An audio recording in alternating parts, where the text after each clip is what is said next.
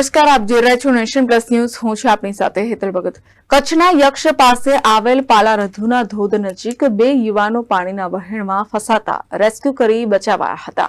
કચ્છમાં ધોધમાર વરસાદ વરસ્યો હતો. ભારે વરસાદને લઈને નદી નાળા છલકાયા હતા. ત્યારે યક્ષ પાસે આવેલ પાલારધુના ધોધ નજીક 2 યુવાનો પાણીના વહેણમાં ફસાયા હતા. આ દરમિયાન આજુબાજુ ગામમાંથી 5 થી 6 વ્યક્તિઓ મદદ માટે દોડી આવ્યા હતા.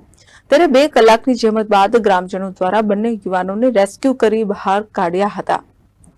તો નખત્રાણા પોલીસની ટીમ પણ ઘટના સ્થળે દોડી ગઈ હતી.